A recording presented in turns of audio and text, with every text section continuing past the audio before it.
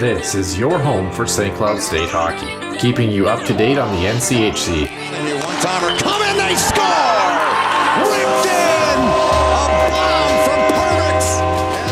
Women's WCHA. So Dana Rasmussen fires and she scores! Dana Rasmussen for the Huskies alongside The National Hockey League. Kaprizov in for a chance to win it! He scores! Kirill, the thrill is for real! Welcome to the NHL, a game winner! And everything from the state of hockey. St. Cloud Cathedral is now 42.6 seconds away from wrapping up the school's first ever title. Welcome to the Huskies Warming House Podcast Den.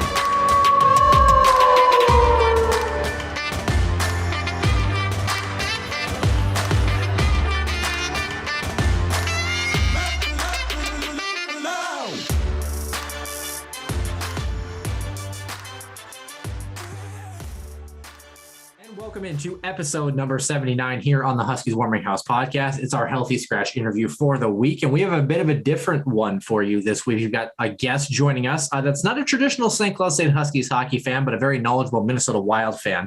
Has his own podcast, of course, Locked On Wild. Nick, who do we have on today, and what were your impressions of the show? Seth Toupal. Now, mind you, we made an appearance on his podcast a couple of months ago here. Noah had a lot of fun with it. More like about a month ago, I would say. Not too long ago. A month or two ago, either way. Yeah. At the end of this, kind of an odd way that the timing just kind of worked out. We actually originally we're kind of getting scheduled them to kind of say, hey, you know what? Kirill's in Society, we're going to maybe talk about that. Ended up being where a little bit more positive Wild news evolved before we recorded this show tonight. So he's incredibly intelligent, knows the team, and very eloquent. And more so, he's actually a lot of fun, very funny dude. So again, very, very fun to talk with him, and more to get his insights on the Kaprizov contract, as well as how this team's going to look moving into the 2021-22 season. Yeah, we anticipated half an hour, and we got a little over an hour with this. So hopefully you enjoy the show. We won't keep you waiting. Episode 79's Healthy Scratch interview segment.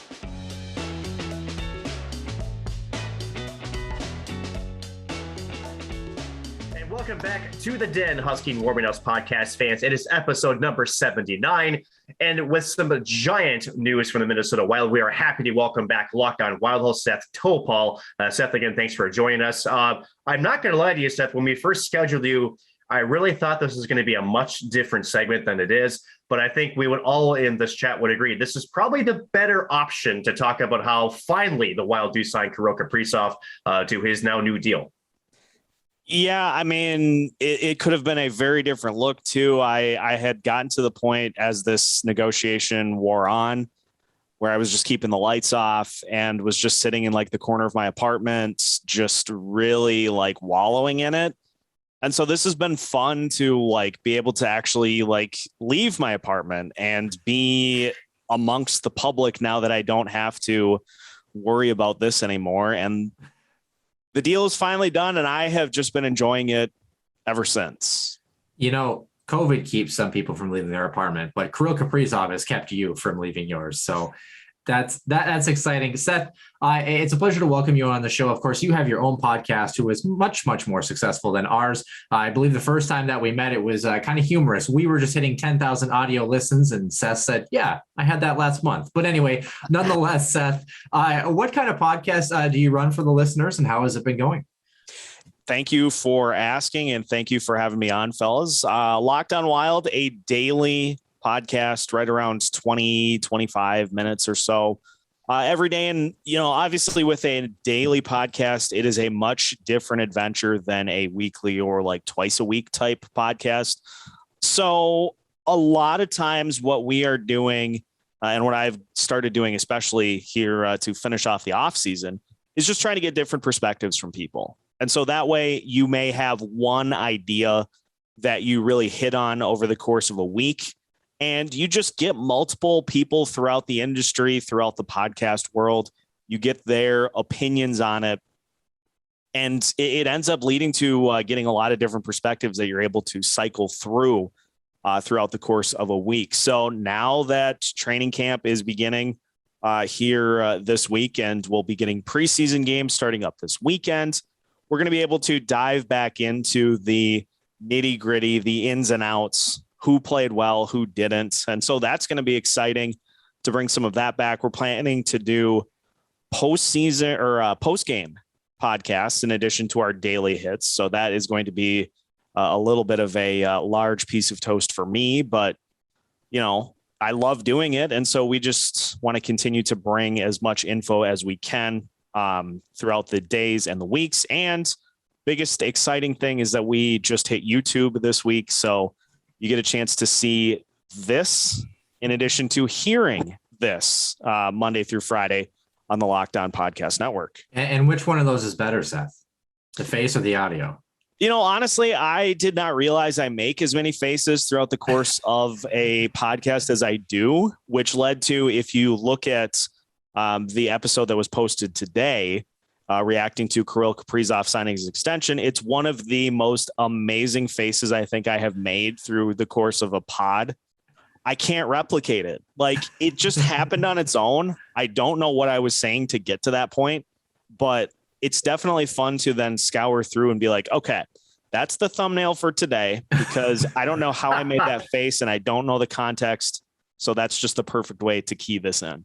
Yeah, I think Nick Maxon needs to be careful, because I'm the one who edits the show, and of course has the screenshot always picked out every week. And Nick, you make some pretty interesting faces as well too. So be nice to me. Well, 10,000 of them, all of them are just terribly ugly. So, and it's just not good. So I'm happy with just audio only there, Seth. But I kind of want to get going back to Kaprizov, because he's got not only just he's got a good face, but he's also got a really good, he's good at hockey. We'll put it that way. A little bit surprising, a couple of the details of this deal. I think what was interesting was both sides a little bit with some media chess here. It sounds like Kirill Kaprizov has been in Florida, if not for over a week. For at least some reporting from Michael Russo, I guess already supposedly either has been vaccinated in the U.S. or has the Russian equivalent to just maybe needs to get to the U.S. version. But it sounds like from what we can tell is that at least both sides with that move were kind of anticipating that this deal was at least coming soon. Your reaction to Kaprizov being in the States even well before the signing was announced? That was a welcome surprise, to say the least. And I think it speaks to this thought that I've had as these negotiations have worn on.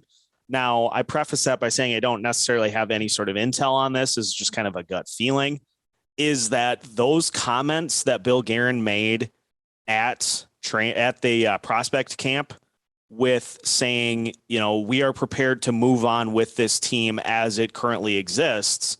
We'd like to get Kirill here and have him sign, but obviously that's going to take time.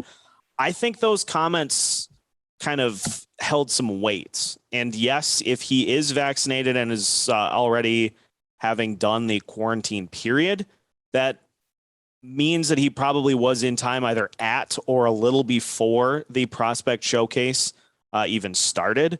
But at the same time, you can back up to some of the comments that Guerin made even before the prospect showcase. I think those just started to kind of wear on Kaprizov, and the fact that the season is so close, I think finally started to really sink in with him that, look, we're not going to necessarily get what his agent Paul Theophanos was angling for with the 3-year deal. And the Wild are not going to get the 8-year deal that they wanted. So it truly is that we have to meet in the middle. And his desire to play, I think, finally won out in that he just said, look, let's sign this thing and let's get this done. And let's get back to focusing on the hockey side of things, as opposed to the, will he go to the KHL? Oh, wait, that's not a legitimate option. Now what is he going to do? All of that now is gone. One of the things that I had noticed, and this was coming at about 2:45 today. Of course, we're recording this Wednesday night. This is coming out Thursday morning.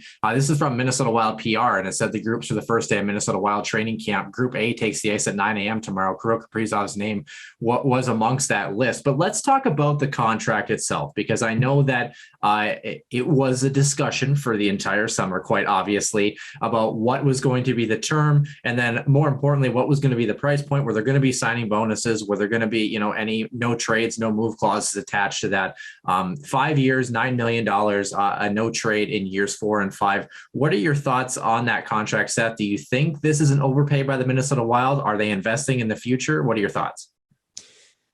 Yes, I think it is an overpay, but it's not one that I'm upset with. I think this is a byproduct of the situation. If you want to look at the biggest factor for why we got to this point, it was the Wild burning that final year of eligibility to get Kirill here earlier. And so you then have one season of work to go off of for Kaprizov, and it was a great season, by no mistake. But with that being the only thing that you really have to go off of, you are taking a leap of faith in hoping that he continues his progression and he continues to become a player that not only will be the face of this franchise, but will be one of the faces of the NHL. So you are investing a lot of money in him doing that. If he lives up to that level, if he exceeds that level, this contract is a bargain. And he will be a player then that approaches, 10, 11, $12 million per season. If he becomes a 30, 40, 50 goal per year player, if he's able to achieve those levels of performance with better line mates, I don't see there being any reason he can't. So this is, yes, a huge investment for the Wild, but it is one that I think has more of a chance to look better for them than it does to look worse. Because you look at the factors that would have to happen for this to look like a bad deal for the Wild. Kaprizov would have to somehow fall off a cliff performance-wise. I don't get the sense that that's going to happen. Injuries, yes, that is a legitimate risk, but you take that risk with every contract you sign. Mm-hmm. So the odds of this looking really good for the Wild are much better than the odds of this cratering and ending up looking bad on them. I tend to agree, Seth. And for the Wild faithful who have been following this offseason, which has had some up and downs per se, I think the biggest question that we all have is, at $9 million for 5 years, that gets them past the proverbial cap hell. That would be the Zach Parise and Ryan Suter, I could say dead cat penalties. But I guess even at $9 million, it was some of the contracts that are on the books currently, and for some that will be on the books, does this limit what the Wild can do in the next couple of years as far as being a contender? Or do you feel like there's still some flexibility with this contract as well as with the money that they're paying them? I think the biggest thing that this contract and the buyouts show us is that this team is going to give very long and good looks to the prospects in the system. And in situations where they are weighing, do we go with a veteran player or do we bring someone up from the system to give us minutes, to give us a spot on one of these lines? I think we're going to see them lean much more towards the prospects, and they've got the system to do it. I mean, we've got guys, Marco Rossi, Matt Boldy, Kalen Addison are three guys that are on the cusp of being ready to play right now. And I think they have a great chance to make this roster on opening night. You look past that, you've got other guys who will get great looks as we move along. Adam Beckman, I think, is a guy that definitely will get a look as we move throughout the next couple of years. Let's not forget the 3 top draft picks that this team made this past draft. Jesper Wallstad will probably come in and fill the spot that Cam Talbot vacates when he leaves, unless he takes a bit of a Minnesota discount to stay. You've also got Carson Lambos that could step in and fill one of those defense spots. And also one of your guys, Jack Pert, who was drafted by the Wild as well and could find his way into the lineup within the next couple of years also. So I think, yes, it's going to be difficult for the Wild to make moves free agency-wise, especially in years 3 and 4 of those buyouts.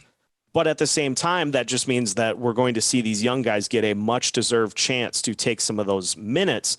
And this is all stuff that Bill Guerin is going to be able to go to Kirill Kaprizov and say, look at this guy.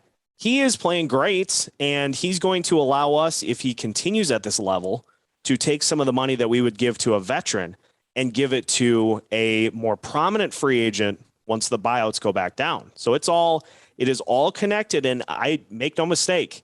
This is all stuff that Bill Guerin is going to be talking to Kirill Kaprizov about, because he is as important to this franchise as Aaron Rodgers is to Green Bay, as any of those other top tier players are important to their teams.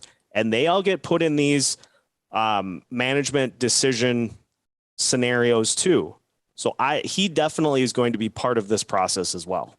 You talk about the young guys. Kalen Addison, maybe a guy now with the recent offseason signings, might be a little bit farther away potentially in that lineup, barring injury or a really great camp for him. But the two guys I think everyone's got their eye on, Marco Rossi, Matt Boldy, of course. But we've seen from Bill Guerin, he's talked about, I want to put these guys, they have to be, within a role that's designed for them. We don't need them playing fourth line minutes. We need them playing a lot every night. If they're not going to get that at the NHL level, they're going to get that at the AHL level. Do you anticipate one or both of these players, or none of these two players in Rossi and Boldy, do you anticipate them being in that opening night roster? And where would you see them as a potential fit if they are to make the squad? I do see them both making the team, and I'm smiling because I can think of no better fit, and a guy who had a great season himself, albeit with some very, very changing line parts, and also having to deal with Victor Rask for a little bit of the season. I think the best spot to put Matt Boldy and Marco Rossi with, because they're both going to be on the same line. We saw enough chemistry in the prospect showcase that those two should be inseparable for their first few years in the league at least. How good would those two be with Kevin Fiala? Yeah, I can see that. You want to talk about a guy who had Ryan Hartman playing center. I want to say this. I love Ryan Hartman. He is not a center. I love Hartman as a wing on this team. He brings a level of grit and just heads up play that this team needs. And he is a huge part of this team's success. And I applaud him for kind of stepping up and playing in that spot last year. He is not a center. And so you put those two with Kevin Fiala, Marco Rossi is the center. You've got Boldy and Fiala on opposite sides. Lethal. Do it. And Fiala will be happy. Fiala is a guy that can take pressure off of those two. And they are also better than the line mates that Fiala had this past season. So I think it's just a perfect combo to put all those three on the same line and just let them do their thing. And Victor Rask at the first center position, right? Oh boy. Next question. I mean, we got one more year of it at $4 million, and then after that, I don't think he's going to come back. Victor Rask is a good player, but he is more of a third or a fourth line guy than he is. If the Tampa Bay Lightning had him on their roster, he would be a third or fourth line center for them. We're asking him to be a number one center. So it's just the fact that he's out of position. He's being asked to do a little too much. Once he's not with us anymore, then Marco Rossi hops up to that top line, and then maybe we get a little Kaprizov, Rossi, and Fiala. Maybe. But if not, at least Kaprizov and Rossi will be paired up together after this year. And there's a bit of a risk there too, Seth, because again, Matt Boldy did play well in the AHL. We still don't know how Marco Rossi will adjust his game to the NHL level. There's still, and I think this is slightly, at least in my opinion, a little overplayed on his health. He looks fantastic in my opinion. But again, you are learning the NHL game. So is there a scenario where, let's just say Marco Rossi and Matt Boldy, let's say they do make the opening squad, let's say they struggle. That puts Bill Guerin in a bit of a tough spot, right? So do you just put them down the lineup?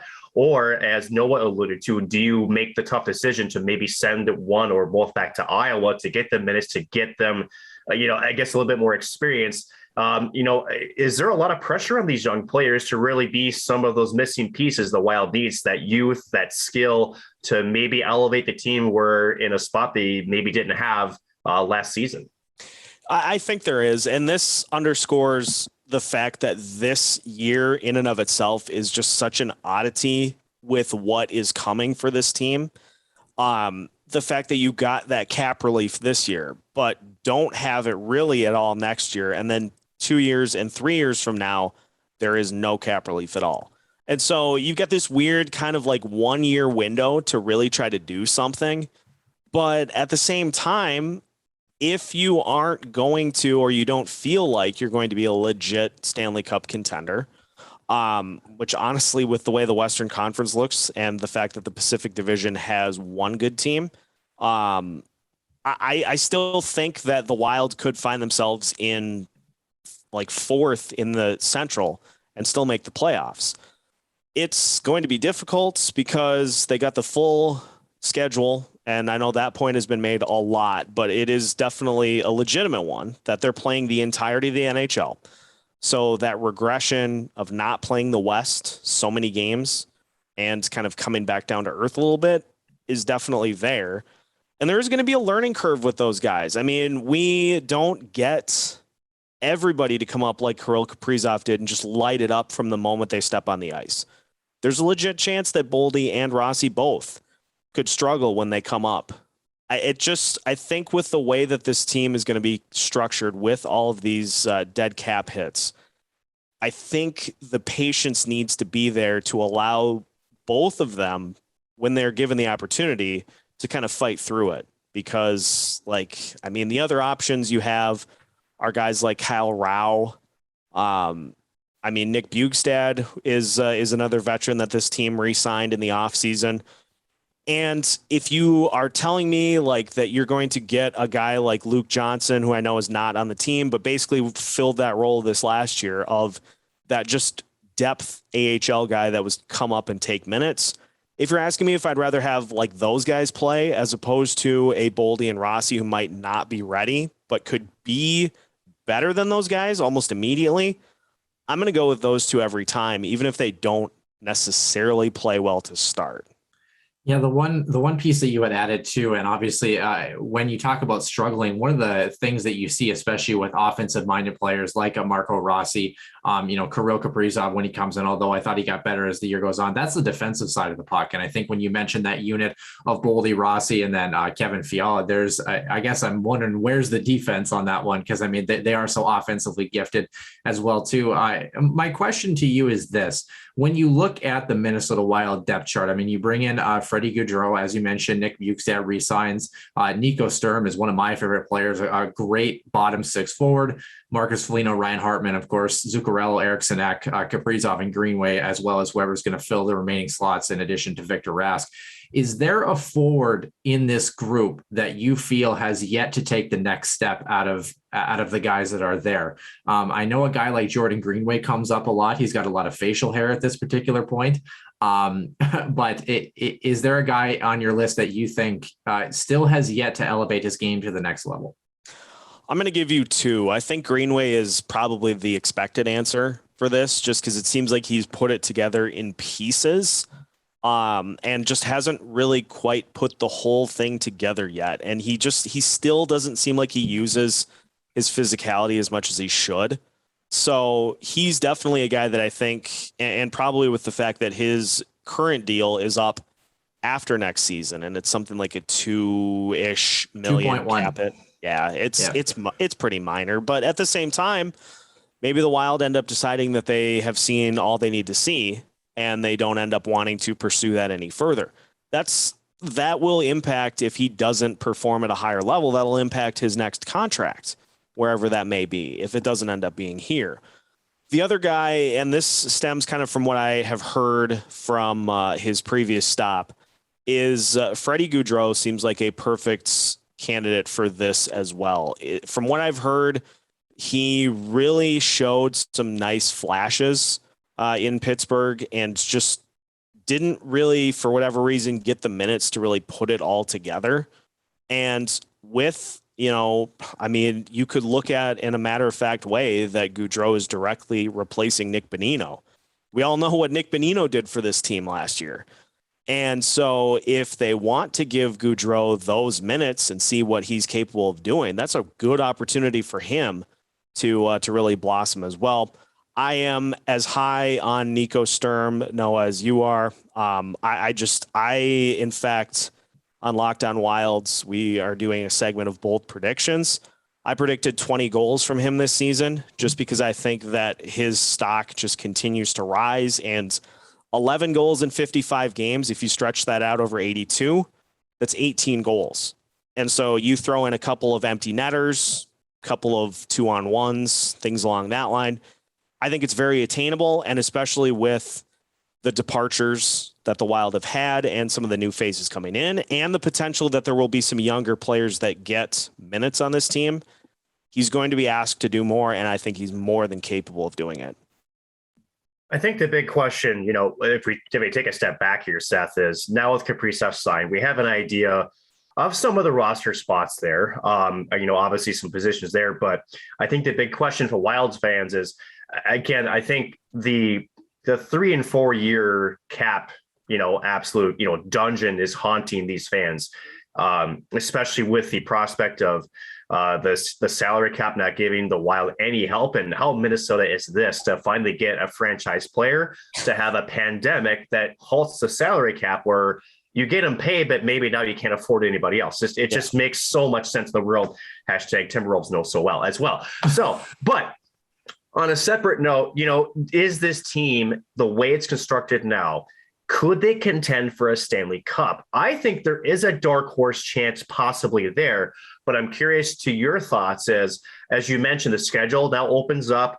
You're going to have still a slightly different schedule, considering that the Olympics are still making a lot of 3 games of 4 nights. So scheduling could be a lot of tired players at times. And with the West Coast teams, the travel is always a lot harder than the Eastern Conference. Is this team a cup contender the way it is roster wise right now? I like the phrase dark horse because I think there would be some things that would need to go well for this team in order to do that. Do they have the players to do so? Yes, because as this team did not have in the past, in those 8 consecutive seasons that they made the playoffs, and they were always kind of one of those underachieving, aggressively gritty, scrappy teams. They lacked the guy that could take over a game and could win you a game by himself. And they now have that and just signed him to a new extension. That is, I think, the X factor that puts them in serious contention. If he can get on, and I think especially if they can get him and Kevin Fiala to both go on the stretches that they're capable of, if Fiala can have those stretches while Kaprizov is also having them, that makes this team even more dangerous. A couple of other things that would have to, I think, go the Wild's way in order for this to happen. Can't have any injuries to the goalies. I mean, Cam Talbot there is a history of him missing games throughout the course of his career. If he plays like he did last year and he avoids missing time and the Wild can do kind of a 50-30 split between him and Kaapo Kähkönen, they're going to be great again in the net. Talbot was sensational pretty much all season last year. If Kaapo can show that his numbers against St. Louis and Colorado were fluky and were the result of just a couple of bad games, if he levels off his performance against those guys, that goes a long way too, because then you have this stable goalie position that you don't have to really worry about on a nightly basis. And then on offense, they're going to need a couple of those young guys. They're going to need Boldy and or Rossi to come up and to perform well. I think if you get those elements and you start to sprinkle those into the soup with Kirill Kaprizov's excellence, with more offense from Joel Eriksson Ek to combat his defense, and Jordan Greenway putting it all together, Nico Sturm with a huge resurgence season, and some good stuff from Freddie Gaudreau, and maybe a game-winning goal from Nick Bjugstad here and there. I think it's a pretty good recipe for a dangerous team that could do exactly what Montreal did this past season. Sounds like one heck of a grocery list, though, or shopping list, though. Let's be real. I've got 2 questions for you here on this next one here. One has to do with the forward, and the other has to do with the defensive group. I'm going to start with the forward here, and that's Joel Eriksson Ek, who recently got signed to his new contract. 19 goals, 11 assists, 30 points in 56 games for him this past season. Is he a guy that, for all all the issues related to him being so strong defensively, but not really having that offensive push or production that we finally saw last year. Is he a guy that production last year was a one-off, or does he still have more to unlock on the offensive side? Do you think he's going to become kind of more of that Mikko Koivu shutdown center as he goes through his career? Or do you think that the real piece of the puzzle that's going to continue to make him, worth his contract is that offensive development that's still yet to come? I think he has some things that he can still kind of scratch the surface with on offense. I mean, the defense has been there. We know that night in and night out, we're going to get a guy who is a pest by the words of his opponents. And I think we saw hope that he can kind of put that offense together this past season. Now, how much of that was those chip ins and those rebounds? At the same time, I think that goes to him just establishing a presence on offense and being a guy that can be relied upon, finding that chemistry with Foligno and Greenway, and turning that into a really, really solid line for this team. Now, I don't know if they're going to stick with those lines for this season or if they're going to kind of jumble them a little bit. The worst thing that could happen for Joel Eriksson Ek to continue his offense is for him to get paired with Kaprizov. And I'm, of course, joking. That would be the best thing that could happen for him, that he gets paired with a guy in Kirill Kaprizov who just makes these next level passes and is setting his teammates up constantly. I think that would be a further way to help him kind of accentuate his offense, while also understanding he's probably not a number one center. He is a very good number two center, but until the Wild really figure out what Marco Rossi is, I think it makes some sense to maybe look at that as a pairing, unless Dean Evison says, no, that line was so good last year, we're just going to keep it as is. But I think there's still some elements to the game that Eriksson Ek can unlock. Obviously, if he continues to do so, just as with Kirill Kaprizov, that contract looks like a steal. If it looks like that is kind of his peak and he starts to regress a little bit, then yeah, there are going to be some questions, and that Mikko Koivu comparison is a good one. Unless he takes that next step and he can add to that offensive arsenal. I think it's interesting when you talk about contracts too. One guy that's benefited so much that we thought might almost be one of the worst contracts, it was actually Matt Zuccarello until Kirill Kaprizov came to town. And he's a guy who kind of gets lost in the shuffle as now a pure mainstay in this roster and a guy that's going to produce very well. My question about the defensemen, as you look at the pairings, this is kind of where the bulk of the offseason moves came for the Minnesota Wild. Obviously, losing for better or for worse, Ryan Suter, who was a mainstay on the back end, replacing him with Alex Goligoski. Jared Spurgeon, Jonas Brodin, and Matt Dumba fill out that top four. And then you've got Dmitry Kulikov, John Merrill, Jordy Ben, and I suppose Kalen Addison, if you want to throw him into the mix as well. What are your thoughts on this defensive core for the Minnesota Wild so far? Do you like the offseason moves they made? And do you think that betting with Alex Goligoski on the forefront at a hefty $5 million contract to see if he performs well and stays is the right move for Minnesota? Yeah, that contract, I'm still kind of torn on it. I mean, I like Goligoski as a player, but at the same time, I can understand why people say $5 million is a little steep. But at the same time, with where the Wild are at cap wise, they have no choice. And so you gotta overpay a little bit to convince a guy to come in and then say, hey, if you like it here, if you like what we're doing, then maybe you kind of help us out on the other end. I think he will add some nice things that this team didn't have over the last couple of seasons. I've mentioned in Locked on Wild before, one of the really interesting byproducts from Ryan Suter being bought out is that opens up a mountain of power play minutes. Yes. And for what we saw from Suter I thought while he looked like he was losing a step and like he'd lost all of his steps, I still thought he had a good year this past year. So obviously that's a huge hole to fill, but at the same time, I never felt like he was really adding anything on the power play. And so getting him off of the power play, getting somebody else, whether it be Goligoski, I know he did a lot of that in Arizona. He could maybe fill that spot with the Wild this year. I would like to see it go to somebody else, though. He could maybe help out with that. I wonder if he's going to end up being that top line guy, or if he ends up slotting into maybe that second line and they kind of jumble those pairings a little bit. But, the third line pairing is really intriguing too. because you've got it. I feel like Kulikov is penciled in, and that other side is where you've got the guys battling to take that spot. And if Dean Evison elects to go with the experience and go with Jordy Ben, I will not fault him for that at all, because Ben is a guy that's been around, and he's going to be able to very quickly find his place on this team. Do I think Kalen Addison offers more upside and could help on the power play substantially? I do. But if they decide to go with Ben to fill that final spot, I will not fault this team at all, because, hey, he's an experienced guy. He's going to know his role, and he is going to buy them time until Addison is ready to come up. I think Addison ends up being the first injury replacement for this team. But I don't know. The Wild have bought themselves some time, but they don't necessarily need Addison right away, as long as some of those guys in front of him actually perform.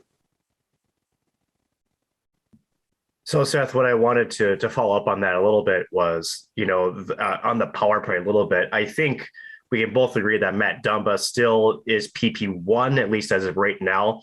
And I think, if I recall correctly in my memory, which is never crystal clear, especially at this age, that Dean Evison did try a couple of different times with 4 forwards and 1 defenseman. Now with Suter out of the mix, and granted, we can have the discussion of whether was there maybe pressure on the coaching staff. I don't think as much with Evanson as there was in maybe past coaches to keep him on some of those specialty units. Do we see a little bit more consistently, maybe a 4 forward, 1 defenseman power play? But I think even the bigger question is who replaces them with a penalty kill, just as much as we like to give Suter a little bit of grief on the PP, and was well-deserved, I think, but he was a staple in the penalty kill, and one that's going to be very, very important for this team, I think, as they move forward into the season. 100%. And I don't know. It all depends, I suppose, on what they end up doing for those line combos. If they elect to put Goligoski with Jared Spurgeon and then they go Brodin and Dumba, I think you just look at it as you put your best defenseman out there on the penalty kill. And I mean, I would at least try to do Spurgeon and Brodin to start. You really then at that point can say, hey, we got our best lockdown defenders out here on the penalty kill. And so that's going to help us out in these spots. The Wild were not great on the penalty kill for a good portion of the season last year, which was horrendous. But I would try that. And honestly, I think as long as, we'll get a pretty good taste as to where Goligoski is going to fit in on this team within the first week or so of the season. I'd go with Brodin and Spurgeon to start. If they want to adjust it from there, I'm fine with that. But, for the sake of trying to not give up power play goals, put your 2 best defensemen out there and ride with it. Couple more here for you, Seth. So you mentioned earlier that, the Wild could finish 4th in the Central Division. Just so, for the audience is clear, I just want you to kind of recap for those who is the top 3 in the Central. I think we all can agree on Colorado's being number 1, but who is 2, who's 3? And, Wild, I think are comfortably 4, but, is there an argument to be made that Chicago, with some of the moves they make, could be sneaky in this Central Division? I feel like the Central Division hinges on a couple of players. If Colorado gets good goaltending from Darcy Kemper, they're going to take the Central. They're going to run away with it.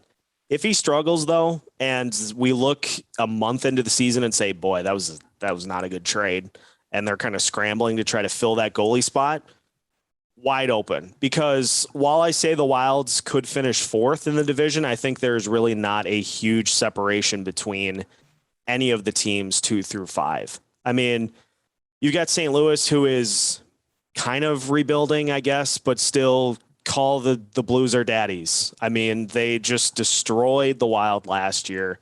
I hate watching that matchup anytime it's on TV, so I'm not a huge fan of them. But I mean, they are always a dangerous team because they're so big and they're so physical, and that's just a weird thing to run into like midweek, and it can just completely derail you after a matchup. So St. Louis could potentially sneakily get back into this if they get some good rebound performances.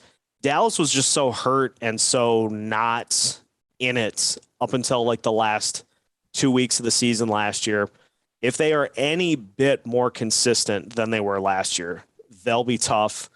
Chicago, if Marc-Andre Fleury does what he did last year, that's going to be a very dangerous team. If he slips up, they're not going to be in it. And then, you've got Winnipeg as well. I'm not super familiar with what the Jets have done, but I have heard that, they've got good goaltending, and that's usually a pretty good method for success. So those are the teams I think that are going to be in the mix. Nashville did one of those like lightning in a bottle things. Maybe they can do it again, but odds are probably not. I think one definite thing is that Arizona is going to be in last. I mean, you're not going to hear any of us, disagree with you on that one, honestly. I really don't know what they've got going for them. And so that's just going to be the team that Kirill Kaprizov circles on the schedule every night. And he'll have like 15 goals in their matchups. So, you're going to have just this lump of teams. You're going to have Colorado. If they get what they need, they'll be at the top. And there'll be a lump that'll be like 2 through 6. And then there'll be whatever's left. Oh, sorry. No, I thought that you were doing this whole like breathe in and I'm ready to go here. So yeah, that's how I keep you on your toes is what I do. Exactly. Especially for my old toes. Anyway, Seth, I think it's easy to say that, the road to a Stanley Cup appearance for the Wild hinges through both Colorado and most likely Vegas in the West. For Minnesota, they did take Vegas to 7 games. Game 7, a little bit disappointing in terms of the scoreboard, although I thought it was a little bit closer than maybe the score would indicate. However, does this Wild team, in your opinion, have what it takes to maybe pull off a 7-game playoff series win against Colorado and against Vegas? And I hinge this on one thing. The defense, you can definitely tell that there was an emphasis on size in the rebuild. We saw that in the final. Tampa's defense, they're trees. Montreal, they just played a very sound team defensive game, and they did it basically with size. With the new remake blue line and with the way that this team now looks offensively, now that we have Dalla Bill Kirill back in the fold, can they do it against Colorado, and can they do it against Vegas, albeit again in a 7-game playoff series? I think they can. I don't think it's a stretch to say that they would not be the favorite in either of those situations, but let's look at Vegas. They do not have Marc-Andre Fleury anymore. Vegas is very much feeling the effects of being right up against the salary cap. And so they're starting to, both them and Colorado are starting to get to that losing the depth, which, is probably not a big deal as long as everybody stays healthy. But if they start to have some injuries throughout the year, really going to feel it. And, do I like our chances against Robin Lehner more than Marc-Andre Fleury? Yes, I do. But I worry that if you go up against a Vegas, that you run into the same problem that the Wild ran into throughout the duration of the series, is that the Golden Knights put 2 players on Kirill Kaprizov and they just follow him around the ice. And there was no adjustment from that for the Wild. They could barely get the puck out of their own end in multiple games in that series, and yet still got it to Game 7. And I don't know if Jonas Brodin doesn't go down injured in that Game 7, I think it ends up a whole lot closer than it did. Maybe the Wild end up pulling one out. You never know. And then with Colorado, Darcy Kemper, a player that the Wild have had good success against throughout the course of his career. So can they score on those goalies is really the biggest question mark. And can we avoid those stretches where for like 8 or 10 minutes, it seems like the other team possesses the puck 100% of the time? Like that just gets to be exhausting because if you're like me, you're sitting in front of your TV, you're not breathing because you're holding your breath in, trying to kind of channel good vibes, hoping that the team can get the puck out. And then all they do is they clear it. It's an icing. It comes right back in. Got extra attackers. It's just chaos. So, oh, come on, Seth. It's the best because then you get to see your optometrist in the morning because you've been looking left on your TV screen the entire day. So got a muscle spasm on the right side of my neck because I can't turn my head that way anymore. I think they would have a chance against both of those teams. But again, just like with this season, for them to be a legit Cup contender, they'd have to have some things go right for them in those two series too. Seth, I have one final question. And of course, in Noah Grant typical fashion, it's a 1A, 1B question as always. It will be 1C too. As we approach just over 40 minutes, again, we thank you so much for joining us. And my first question is, what are your thoughts on the Seattle Kraken's chances in the Pacific this season? How are they going to do in their inaugural season? And then league-wide, which team from the West and which team from the East meets in the Stanley Cup final, and who takes the cup in an early bold prediction? That's quite a transition.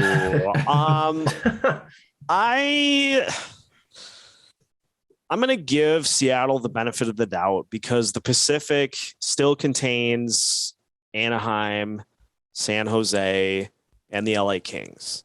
And so I'm going to say that, yeah, I think Seattle can do enough to get into the playoffs as one of those final few teams, maybe that final team from the West that gets in. Would it be surprised if Ron Francis kind of overplayed his hand and did mental gymnastics throughout this whole expansion draft when all he had to do was simply take the best player available on every roster? No, it wouldn't surprise me at all. And so I think Seattle has as good of a chance, and this is just a terribly cliched answer, but I talked myself into it, so I'm just going to finish it. It would not surprise me if they make the playoffs. It would also not surprise me if they don't make the playoffs. It's such a weird mix of players. Like, there were so many selections where they picked a particular player off of a roster, and you're like, huh? Who? Like, there were actually a couple of players where I'm like, I have no idea who that is. And like, the list is in front of you. Pick somebody, just go to NHL 21, organize everybody by overall skill level, pick the top guy. It's that simple. Ronald. So yeah, I could see Seattle making it. I could also see them not making it. I don't know. It's going to hinge on Carson Soucy, clearly. Top line shutdown defenseman, Carson Soucy. It is the Seattle Kraken are the perfect fit for the utter chaos that is every other Seattle franchise in sports. The Seahawks are utter chaos in a good and a bad way with Pete Carroll, and the Seattle Mariners trade like 200 players a year and are just never perpetually good. So perfect fit for what they're doing in Seattle. So Supersonics are having a great year though.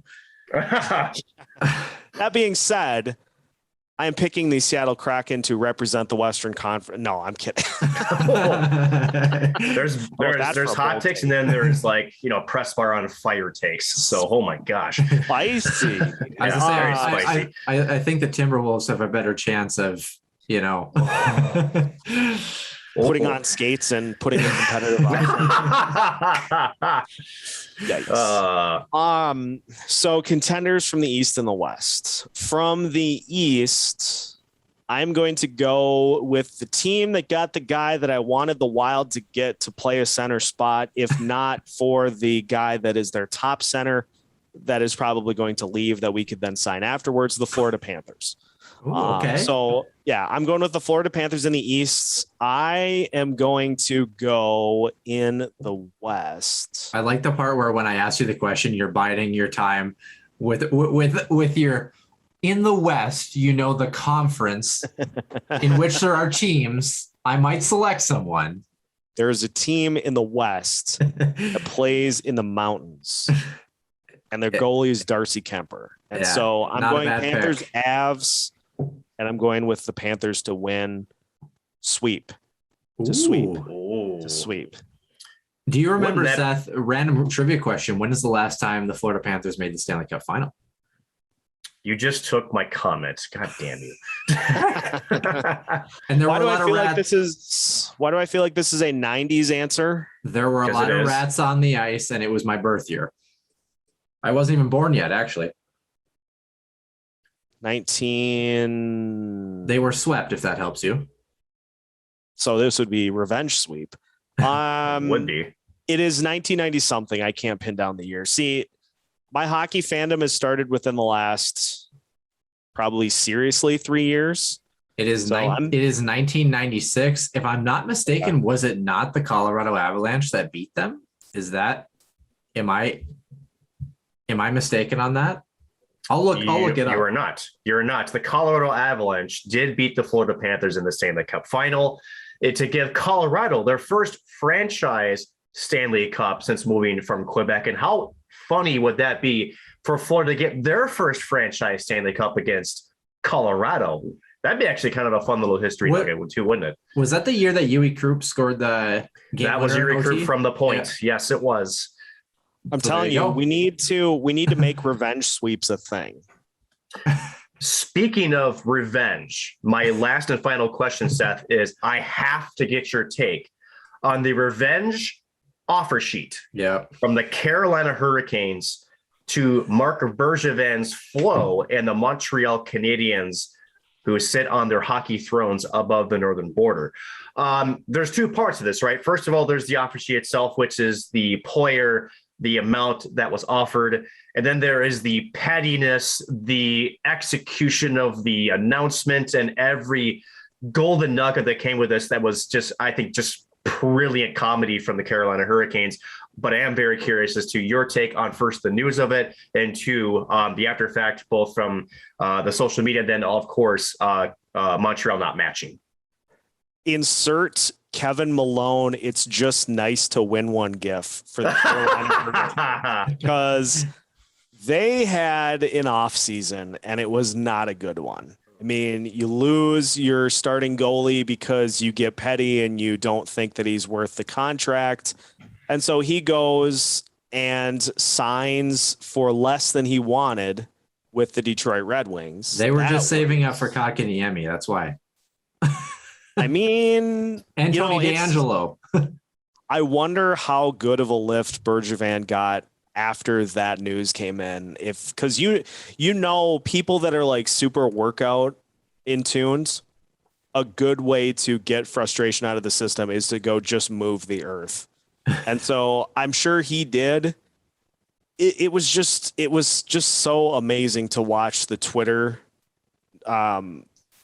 trolling unfold from the Hurricanes. Just chef's kiss to whoever's running that account.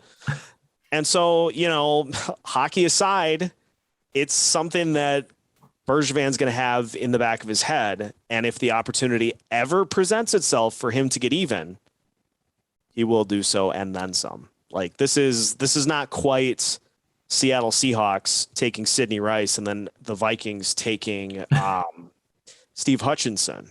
It's not quite that level because that was almost immediate payback. This is going to be the slow knife. One of my favorite quotes from The Dark Knight Rises. This is the slow knife that waits and finds its opening, and whatever the rest of the quote is. It's the slow knife that gets the kill. And so Bergevin right now is just plotting, just waiting. When the time comes, crush them. Go ahead. Well, the question is, does he last that long to get revenge? Because he's been at the helm for quite some time, and there were questions, I think, before last year's, I think still we can say this, at least for me, surprising Stanley Cup final run that probably bought him a little bit of time, because I think he was on the hot seat in Montreal, for some of the playoff success that he hasn't had. Yeah, exactly. But my goodness, you're absolutely right. With Bergevin, there's definitely some qualms there. But I'm kind of curious. My last little side bit to this is: does this open the door to other teams to offer sheet more? Now, I've made the argument in the past that probably not. I think this is a very unique. I thought this was a unique situation between two squads that had a history of this. And as my co-host, who sometimes has some verbal vomit sometimes happen on the air, we'll edit that out. Sometimes, right?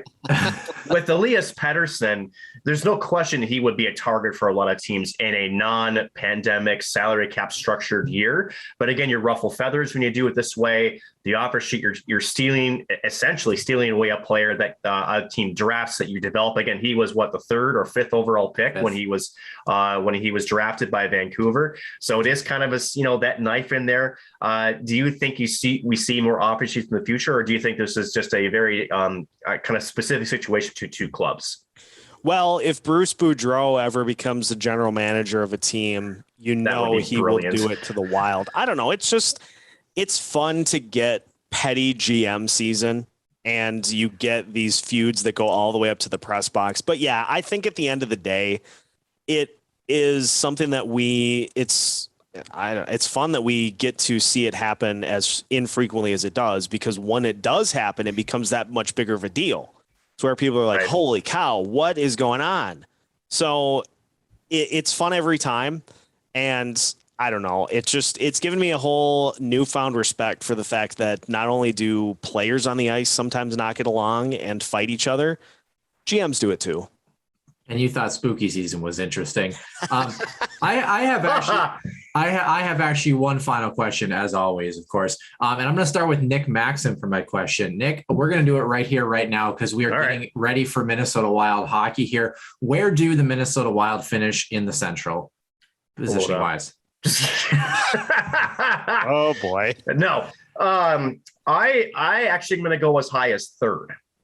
I think that, I like Seth's idea of putting those two with Fiala. Now, again, there's some defensive, skeletons that would have to be addressed with that. But I think overall, for the best top 6, I think you move Joel Eriksson in between Zuccarello and also between Kaprizov. I think that's kind of been rumored to at least try. And for Eriksson, who does kind of play that grittiness, you need somebody that can go in and do some dirty work. Not that Kaprizov or Zuccarello can't do that. That's just not their style of game. So I think you kind of need that little bit of that, yin versus yang to balance them out a little bit. And with Eriksson, the one thing he does so well is he puts himself into those tough areas. He puts himself in front of that, like a lot of those 18 goals were within that, 6 foot mark of the crease. So that bodes well, I think, for that line. On the second part, I think with some of the changes defensively with the squad, I do think, Cam Talbot will have a continued good year as long as the defensive core doesn't look like Swiss cheese. That's my only concern. I just see them being better than St. Louis. I see them being better than Nashville and Chicago. I don't have to put Arizona on this list. We already know where they're going. So I think they actually finished 3rd in the conference behind the two juggernauts of Colorado. And who else am I missing? Dallas. Someone help me out. What's that? Dallas. Thank you. Yeah. I think Dallas is going to be a little bit higher than most people, I think, would think. All right, Seth, what do you got? Do you want my best case or my worst case or both? I want the average? I say I want your honest case. I want your objective Minnesota, because my honest opinion might shock you. So I'm still going to go with 4th. Okay. I think just banking on other teams in the division that had just super unlucky seasons last year, cough, cough, Dallas, I think are going to rise to the occasion. There's that cough. Thank you. I think we are going to also see this team, and not to say that they're going to have a bad season. They're going to have more of what we would call a normal season. And so I think 4th, but the caveat that I think this team also makes the playoffs. So 4th in the Central, and I think they also make the playoffs because the Pacific is garbage. All right. The Minnesota Wild, ladies and germs, the Minnesota Wild will finish 2nd in the Central this year. They will finish. What are you drinking? I want some of it. They will finish only behind the Colorado Avalanche. Okay. I think St. Louis finishes 4th. I think Dallas finishes 3rd, and I think Chicago finishes 5th. And that's my hot take. I really believe that if this Minnesota group with their young guys, I think if Marco Rossi and or Matt Boldy or both find their stride with this group, and the defensive core can at least keep them in hockey games. We know Minnesota Wild hockey for so long has been a defensive juggernaut. And I think we're going to kind of see Minnesota stick to that. But now they have some game breakers. They have Kevin Fiala. They have Kirill Kaprizov, guys that can put the puck in the net. They have decent goaltending. They don't have Devin Dubnyk. You're either going to get 6 goals allowed or 0 goals allowed. Just, pull a card out of a hat and see what happens. I think there's more consistency to be found in this group than meets the eye. The biggest question mark is, for all of his ups and downs, can the loss of Ryan Suter be alleviated on the back end enough to justify offensive production in terms of assists, in terms of a first pass defenseman that's able to get the puck out of the zone and able to keep plays alive? I think if they can do that, I think Minnesota is going to have a lot better year than people give them credit for. I think where we're going to see Minnesota potentially struggle is potentially in a couple of years if you have some guys that are in need of new contracts, or some guys that were filling, guys like a Goligoski who are getting older, who maybe aren't producing the same. But I think this year, Minnesota has a better chance in the Central than people give him credit for. The other guy that it's going to hinge on is, I know we talked about Jordan Greenway, but I think Joel Eriksson Ek has to at least replicate the season he had last year in order for Minnesota to be successful. But when you look at St. Louis's roster, St. Louis lost a lot. Tarasenko isn't remotely the same player he was if he jumps back in that lineup. I don't know that St. Louis has Minnesota's number the way they did last year. They're a hard, heavy physical team, but I don't know that they're as deep, as they were. The Robert Thomas signing helps, but I just think Minnesota is going to have a much better look in this Central than I think we're going to give them credit for. But like you said, it's going to be a well-extended shopping list and all the right things to happen. But that's any team that finishes second in a conference in most years. So I like that. And, on the St. Louis topic, that does feel like more of an aberration because of how they did against everybody else. So yeah, it wouldn't shock me at all, especially if them kind of trending down, that we catch them kind of right where we need them to be this season. And 4 games, I'd love a split. And honestly, the team that I was kind of going back and forth, Dallas, they might have an up and down year. Chicago could have a way better year than we talked about. If they do get that goaltending, they did make quite a bit of offseason moves as far as the splash factor is concerned. The question is, can you put the mismatched puzzle pieces together to make a pretty picture, if you will? So, but as always, I think the Central is going to be a dogfight. What happened to Winnipeg, though? That's the better question. They were a team that was with Connor Hellebuck in net, seemed kind of poised and ready to be a powerhouse in the Central for quite a while, and then suddenly they weren't. So I don't know. It'll be interesting. But Dustin Byfuglien has entered the chat. engine trouble for the Jets. Yeah. And honestly, I actually attribute the start of their downfall to the Dustin Byfuglien situation. It's interesting when you look at that franchise, and for a guy who is happy enough just being in remote Minnesota fishing, and he's got all the money in the world and he's good. I'm happy for him, but that blue line is not the same without him there. He was an anchor to that blue line, both physically, and he did provide offensive man for a guy that he's 6'7", 230. He could skate. He actually could skate. He's one of those guys where, when you saw guys like, even 10 years ago, 20 years ago, like Derek Bugard skating towards you, you can maybe make him miss. No, Byfuglien could track you down. And he was the guy that, and, all credit to him, he was a pretty well-rounded hockey player for a guy of his size. He was almost like the Eric Lindros version on defense to some extent. Very, very interesting. But the Jets have just really never recovered from that. The best is when Byfuglien was carrying 2 Vegas Golden Knights. Just dragging them by the.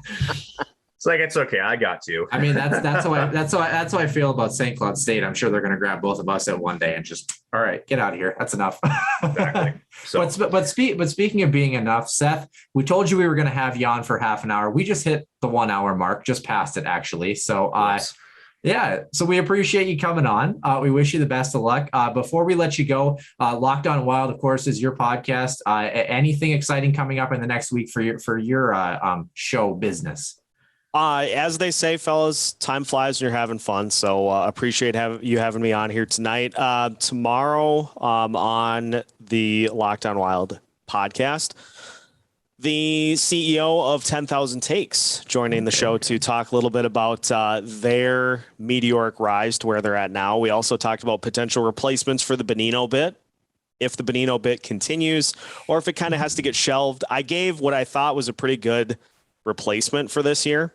I won't spoil it here, but I think it's gonna work because it's really basically the same. And so you may be able to figure out which player I'm talking about. But we're doing that, and then on Friday, the Bar Down Beauties joining the show, and we're going to talk about training camp questions to watch as we get ready for the weekend with St. Louis on Saturday, and just full pedal to the metal mode after that. So make sure that you don't miss out on any of what we've got coming. Not only full episodes, but also just weird, random YouTube clips that I'll be posting throughout the week as well. I get bored. And so then instead of throwing on Netflix or what normal people would do, I go on YouTube and I do hockey related bits. So check all that out. Search Locked On Wild on YouTube and everywhere else you listen to podcasts. Thank you, gentlemen. Seth Toupal. Again, we thank you very much for joining us. Again, you can find him on YouTube as well as when you listen to podcasts on Locked On Wild. He does a fantastic job with his content. Really enjoy listening to your show. Seth, again, thank you for joining us. And for those who are listening out there in the Husky Nation, we will see you back in the den here on Sunday coming up with our normal show.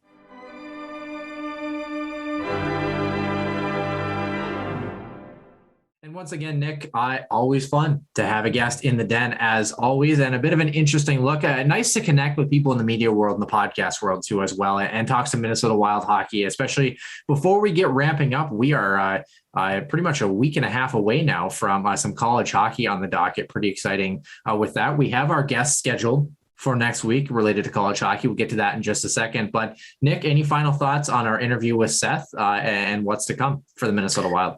Oh goodness.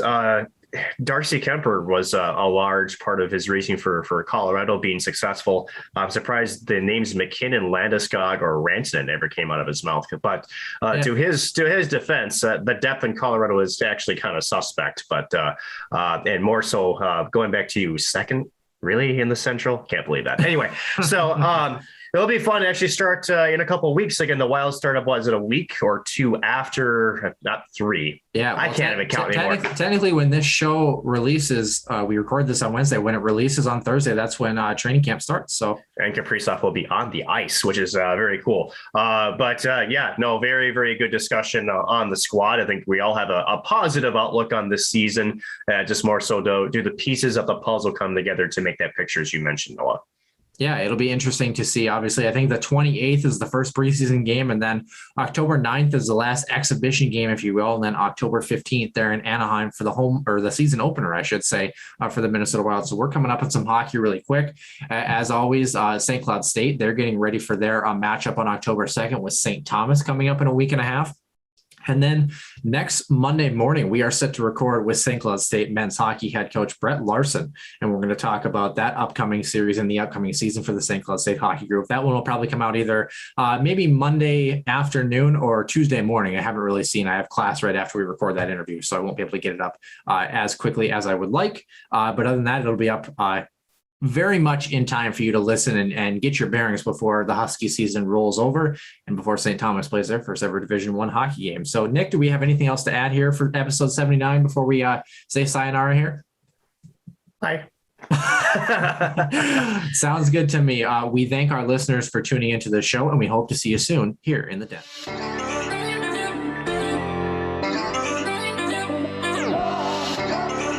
One-timer coming, they score! Ripped in! A bomb from Pervix! So Dana Rasmussen fires and she scores! Dana Rasmussen for the Huskies alongside Kaprizov in for a chance to win it! He scores! Kirill the Thrill is for real! Welcome to the NHL, a game winner! St. Cloud Cathedral is now 42.6 seconds away from wrapping up the school's first ever title.